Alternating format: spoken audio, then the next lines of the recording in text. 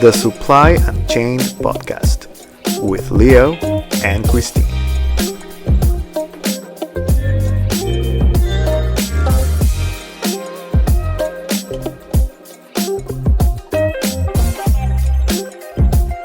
We are so very excited to welcome Rich today. Richard is Hong Kong-based talent search pro with extensive network in Asia-Pacific apparel and footwear sourcing industry. We like to call him Super Connector. Check out his awesome newsletter, Sourcing Bites. See the link in the comment section. Welcome, Rich. Rich, welcome to our podcast. This is going to be... it's going to be a special edition. We always have people from the industry in different areas, but this is the first time that we actually have someone in recruiting, someone expert in the human talent. I think that after these very challenging months, I guess in all of our networks, even us, we've changed jobs, we've thinking about careers, what to do now. Many people that have companies and have all these challenges recruiting. So I think it's going to be super interesting to have this conversation with you in this very sensitive topic today. What about recruitment and jobs in the supply chain industry? So welcome, Rich. Good to be here. You're right. It's I think hiring right now is important, but so much crises facing a lot of supply chains, fashion, non-fashion. It doesn't actually have so much priority, but it's lingering, and it could be an advantageous thing to capitalize on. It could be something that's quite dangerous if not addressed. So it is a crazy time. It's hard to kind of get a exact hammer on the nail to see what's happening. Absolutely. So let's start with the first question today.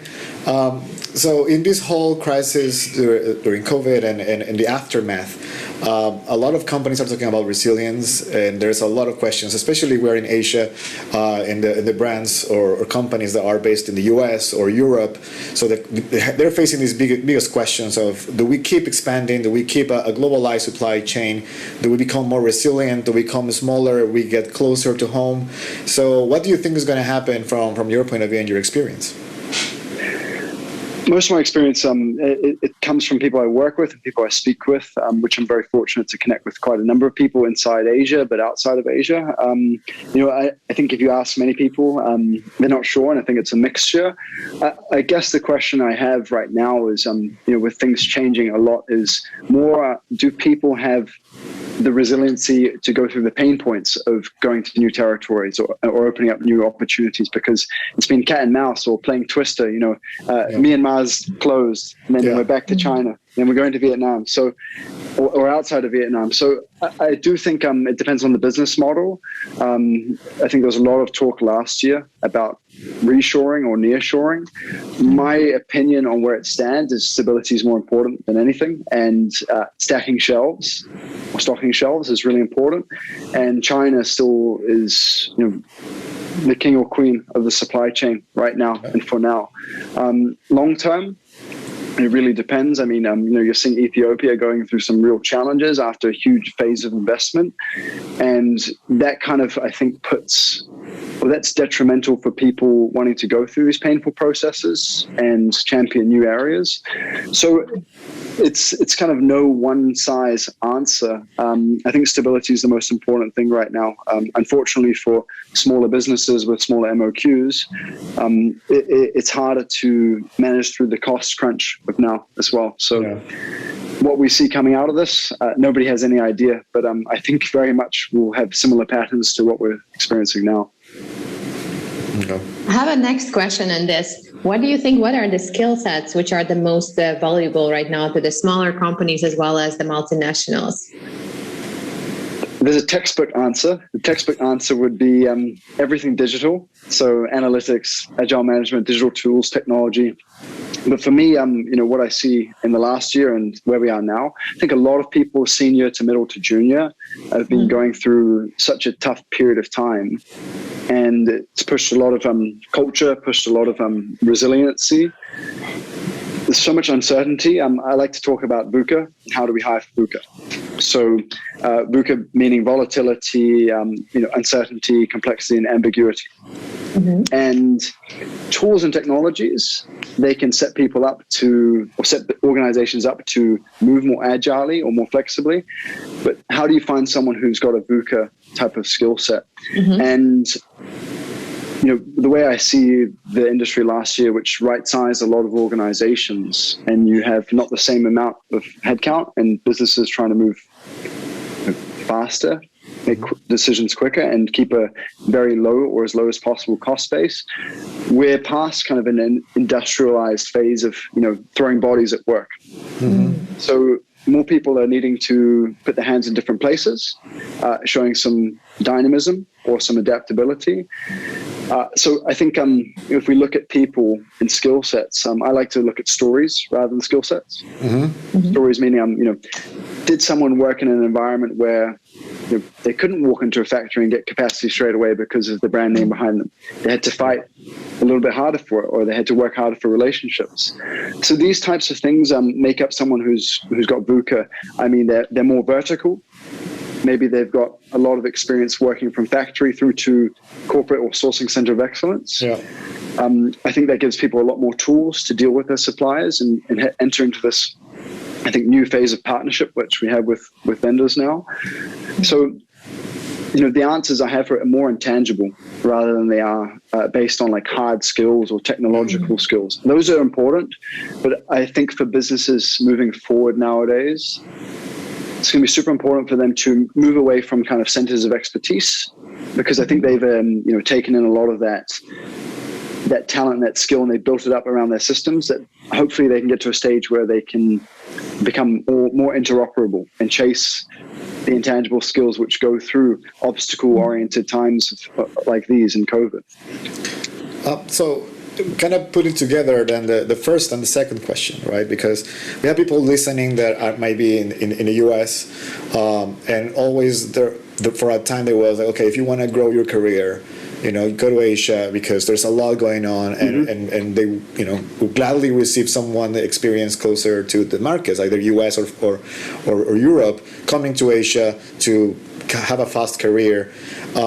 Also, do you think that's still a thing? If you are listening and you're right now in the US or in Europe and you're considering Asia, is this a good time to make that change, or do you think that right now really right now we're looking for more people experienced already than we were looking for people that are willing to take that chance?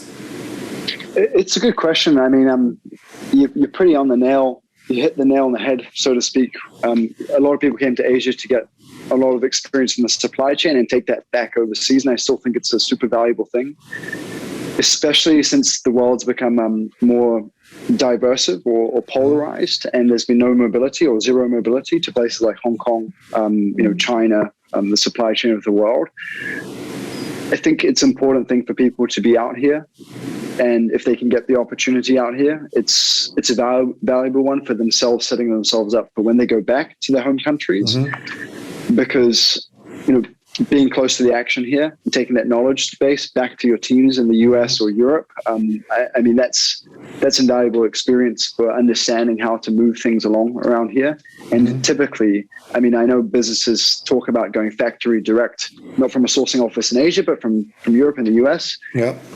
If that is the model that we're going to go, and having a low overhead and production country model only in Asia, you've got to have people who've worked in the environment here and who have relationships here.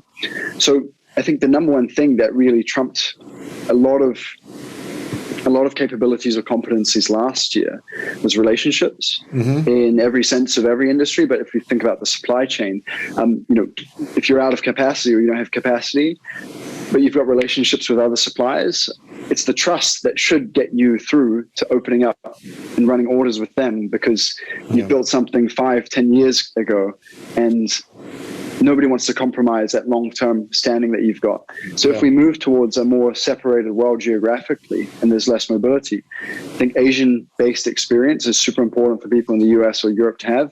Just the question is if you can get it right now. Because businesses in the right sense, in the wrong sense, I think empowering local people, especially in Hong Kong, is a worthwhile thing because there's a lot of great talent here, and still the number one place for supply chain sourcing talent in the world, without a doubt. But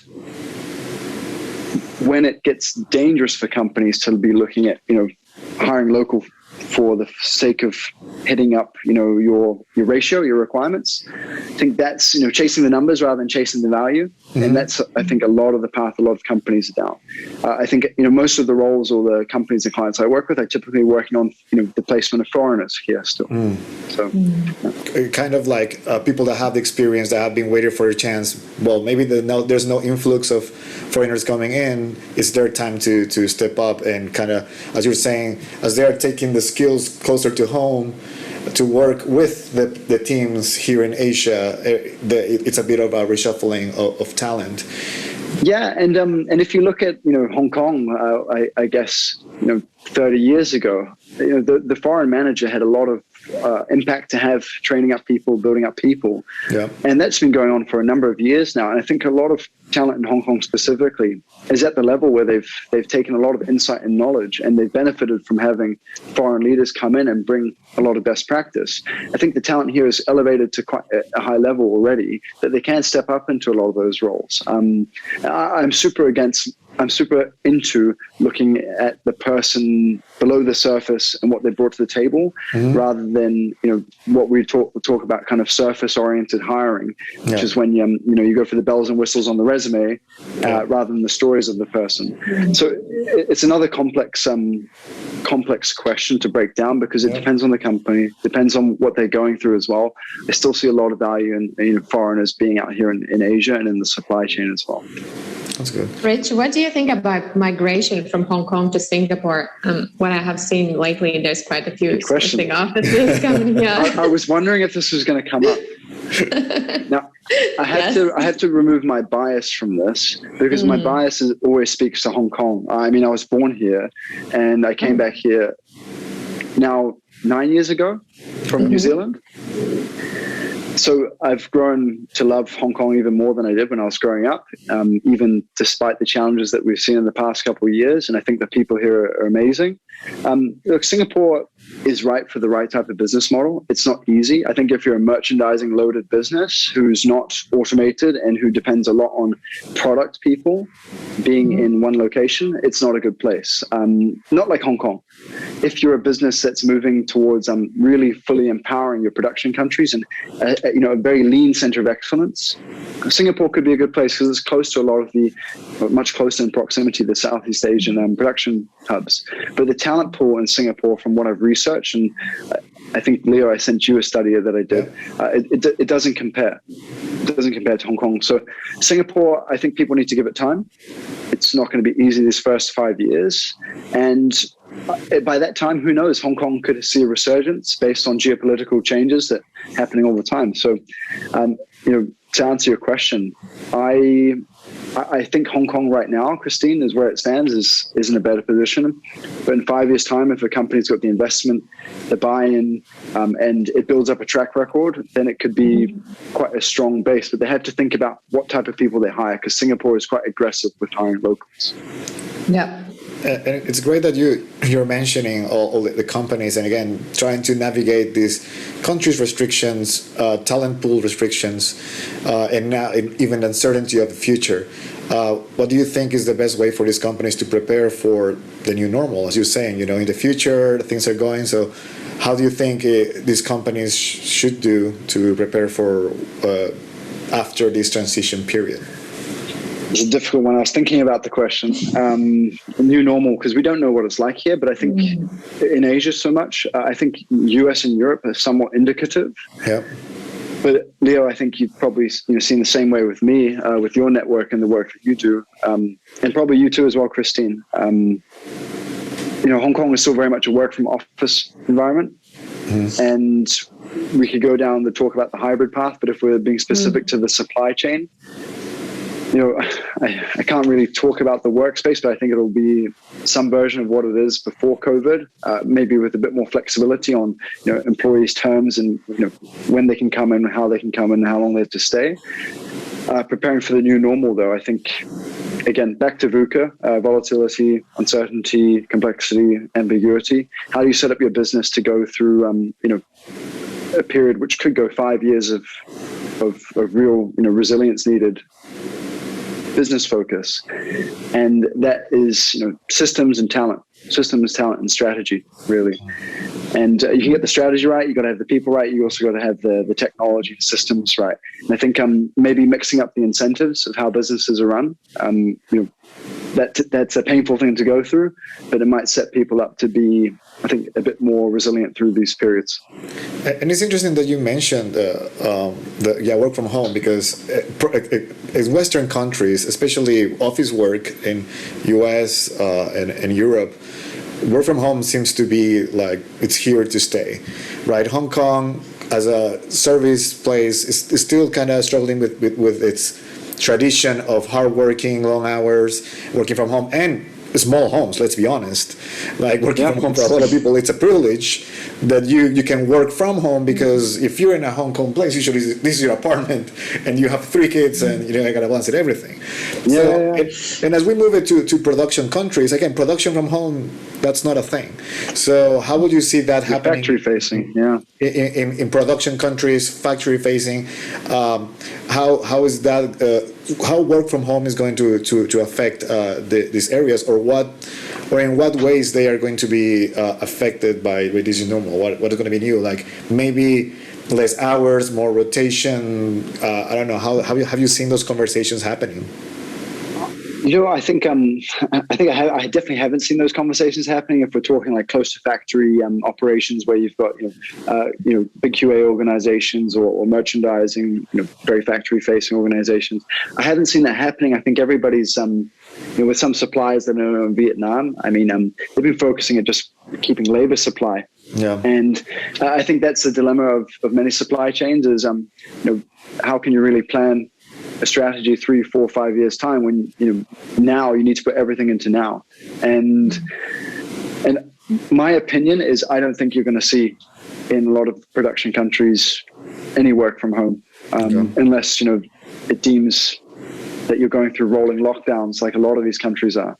And I think the value of a lot of those hardworking people that facing the real heat of the battle, so to speak, is that they're together. They're motivating one another, and it lifts each other into a place of resilience. But I think obviously businesses need to take a place to care a lot more about worker safety or employee safety.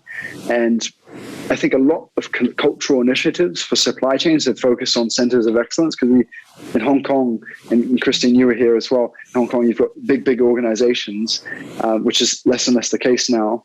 And culture investment was a lot here in the last 5 years in supply chain offices. But I think HR policies and HR investment really needs to focus on their production countries, and that's an interesting challenge to go through as well. So HR definitely has a big role to play, really caring for and empowering and lifting the quality for the people that work in the heat of the battle, so to speak. Yeah. Do you have some good examples, maybe to mention from your customers, or you have seen around what are the good ways how to motivate, protect their staff across the globe? Based on the people I know and my network who are in Bangladesh or Vietnam, running offices which have sizable headcounts, I really think it's been a hard thing to analyze or ask, because some people want to do or put in place flexibility, but the business doesn't empower it. And oftentimes, what happens in countries not in the spotlight, like Hong Kong or Singapore, is they're less reported on or less visible. I do think it really depends on who the country leader is, and them having a very talent-focused and compassionate mindset as well.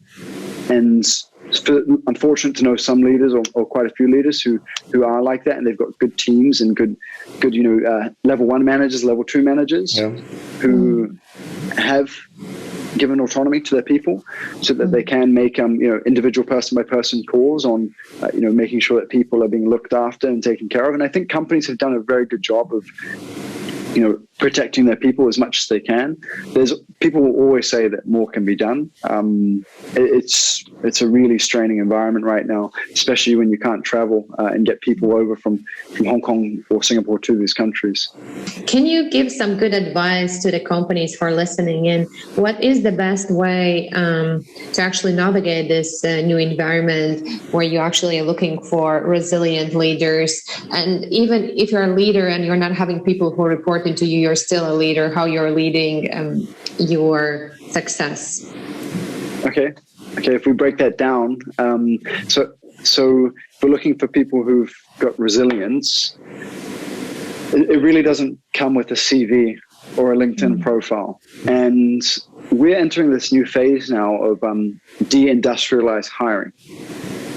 So if we track back pre-COVID, or maybe 2 years before COVID, a lot of businesses were going through kind of an industrialized stage of hiring where, rightly or wrongly, but mostly rightly, scaling up, you need to make everything measurable, repeatable, and efficient. And that means you need systems that talk to each other and clear processes between hiring. And where I'm getting to with this is hiring, it doesn't exist like that so much anymore. I mean, you've got scattered hiring. It's sporadic. People are holding on tight to their jobs as they should be because uncertainty is super high right now. Yeah. So how do you navigate a kind of environment of hiring when you've been working in an industrialized way, which is about getting, I guess, more CVs in so that you can move along the chain faster? And I think now, companies need to be shifting up their tactic majorly. This old way of, I need to see 10 resumes, or I need to work with 3 or 4 or even 2 recruitment companies. Finding people isn't the problem now. People are available. It's how do you get everyone to align so that you come to an outcome which is going to see that person succeed because they perform, and the company reward them because they perform. Now, people also, they get paid with salary benefits, but they also get paid with experience as well. Yeah. And, that's a powerful tool which companies need to factor in, actually, desirability in work, the ability to make impact. And now is an exciting time to bring in new people because there's a real chance of seeing the work that you do unravel, or not unravel, but, impact and roll out within a company. So navigating right now, I think companies need to really look at, this scale of hiring that they did before and realize that, systems, technologies, they're good at getting numbers in and making everything measurable and trackable, but they don't scratch the surface. And what I mean by scratching the surface is I'm not a huge believer in LinkedIn profiles or resumes. I think actually I had one person who is a former, or she's a leader in the industry, and last week she says to me, "I'm not a resume. I'm a person." And that just speaks so much volume behind it. How much can you really put in 10 lines in the job description? Yeah. Or in one page with 600 words. That's not the person behind it. So for companies really to navigate through this, I think it's got to be network oriented. And I like to talk about that kind of the devolution of hiring. Yeah. And this is a long topic, but LinkedIn did a great job when they came into the industry. They talked about the passive versus the active candidate, and they really got the marketing psyche of people. Yeah. And some of it's very true, but there's an opportunity cost of only thinking that way. And when people are moving too quickly and not evaluating really, with neutral and well-rounded judgment, you miss opportunity with good people, maybe because they don't have the flashiest company name on the resume. But like I said before, certificates, whatever, yeah. And like I said before, I mean, if you really want to find someone who's got resilience, find someone who's been through a lot of resilient situations pre-COVID. Some people who are in small or medium-sized businesses, it's much tougher for them to manage a supply chain because they don't have scale.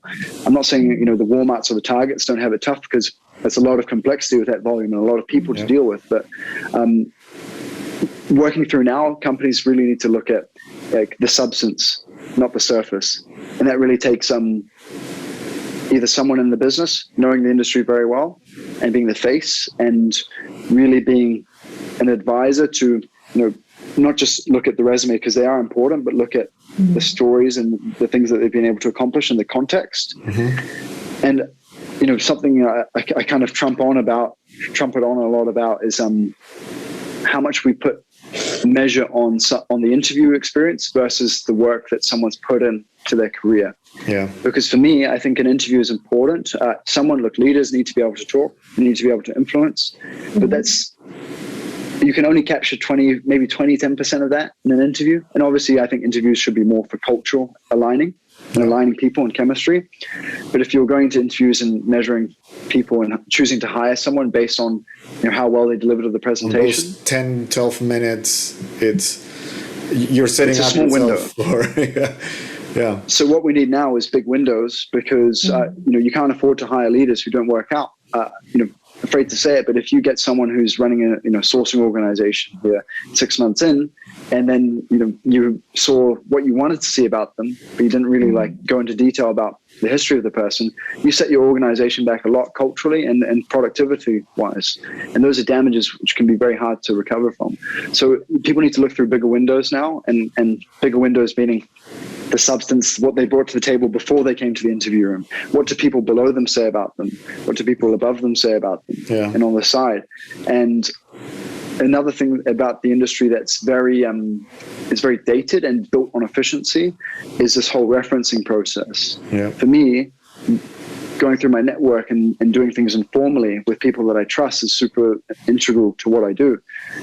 Formal references are important, but oftentimes we need to look at someone who has the anonymity to be very truthful. Not truthful, but direct about a person. Again, bigger windows. I'm not saying formal references or informal references. I'm saying you got to do both. Yeah.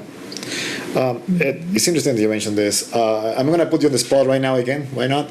I've been reading a lot lately about how in places like the US, there is this massive gap of there's all these people that need to hire, all these companies that need to hire people, and there's a lot of people that need to find a job, but they just don't match. It's so hard to recruit in the US.